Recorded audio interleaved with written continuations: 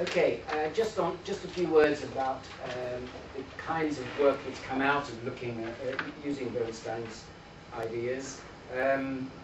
Things that you'll be familiar with, I'm sure, the different forms of control, invisible and visible pedagogy, in particular separating the localized from the specialized.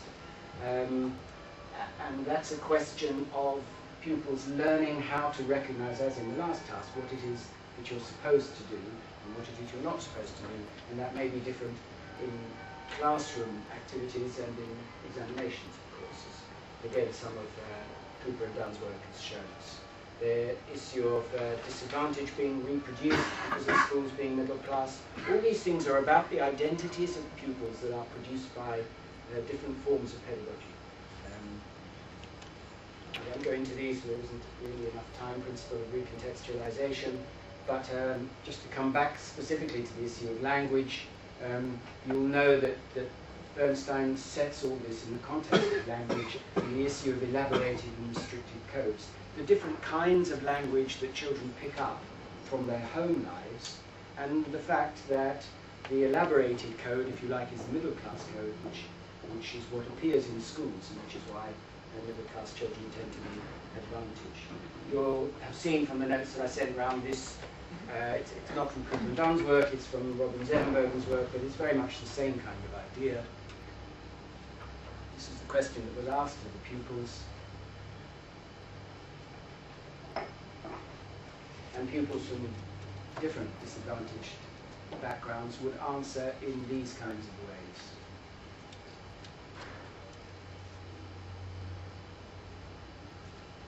And it's not intended to be any kind of deficit model at all, because these pupils, as Cooper and Dunn showed in their interviews, when what the question is asking them is explained, they can produce the right answers. It's just that these kinds of contexts are misleading them and not giving them the opportunity to demonstrate the knowledge that they have. I wanted just to make some connections between Bernstein's work and the sociocultural ideas. We were invited when the whole seminar series, if we wanted to stray out of our boundaries a little, we were allowed to. So I just wanted to make some connections here.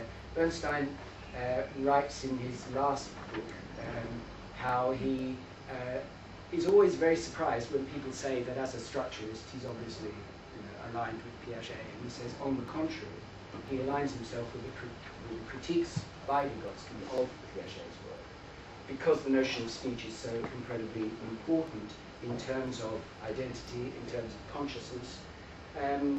Bernstein, Vygotsky, and others take their inspiration really from Marx's notion that the consciousness of men, it's not the consciousness of men that determines their being, but the other way around. It's their social being that determines their consciousness.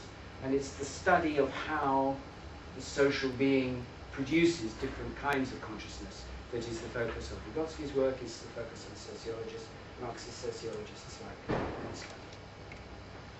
Rooted in materialist explanations, I think is something very important and something we often miss.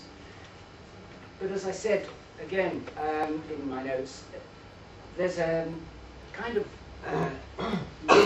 limit to the value that we can take from Bernstein's work, because as powerful as his work is, it doesn't somehow account for the kinds of things that we heard just now about the multiple identities that are going on in the classroom, the multiple things that are happening for children, what's important to them, not just what's important to us, which is producing the kind of mathematical identity which you referred to right at the end there.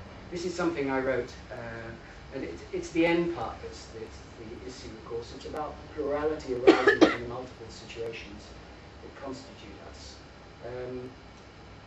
Gender, class, ethnicity, and so on. Now let's just look briefly at some of the work that's looked at this issue of plurality of identities. Once again, I want to refer back to the work that was talked about just now. Bernstein does have a go, actually. In his last book, he has a chapter on what he calls local identities, or a section of the chapter, I can't remember, where what he's trying to do is to pick up on some of the work of that second bullet point, the work of the late modernity, sociologists of late modernity, Gibbons, Beck, Zygmunt Bauman, and others. what they're doing is suggesting that the agency of people is much more significant here than in earlier modern times. In late modernity, what we're concerned about is the project of the self. We recognize perhaps the different identities that in which we operate, that are called up for us in different kinds of situations, different social practices. And there's a sense in which we can play with that. Now there are obviously criticisms of just how free one is to pick up and play with different kinds of the different kinds of selves that one exhibits in different sorts of situations. But it's that sense that Bernstein is trying to pick up on when he talks about local identities. There are a number of very important and fascinating studies that are around in our community. I've called ethnographers, you could also call anthropologists, which are going into classrooms. There's Joe Ebola's work, there's Tamara's, there's Hannah Bartholomew's, there's Heather's and Melissa's and other people's too. Most people here, many people here anyway. Which is going into classrooms in order to look at, if you're going to try to identify what kinds of different identities are going on and how they play out for children, then what you need to do is to be in classrooms. So pupil voice, teacher voice too for that matter, is what's focused on here. But of course what's so important for us, and again this is something that Bernstein points out, is that producing studies of pupils' voice is a kind of never-ending spiral, never-ending fragmentation of the stories that we get. What we need to do as researchers, and its significance for us as teachers, what we need to do is to make sense of how those voices are produced. And in this case, I suppose you could say that what we're particularly interested in as mathematics teachers is what's the function of pedagogy in producing the kinds of voices. So it's the kind of regulatory mechanisms that I'm returning to. So, in particular, what our concern is the encouragement, if you like, that's perhaps not a very suitable word, but somehow the encouragement or the production, might be better, of an appropriate school mathematical identity.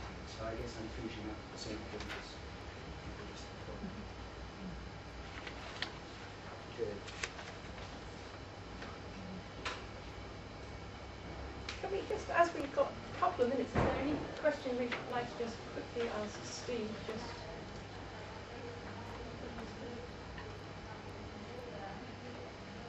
Okay to digest. Thank you very much. Yeah, thank you.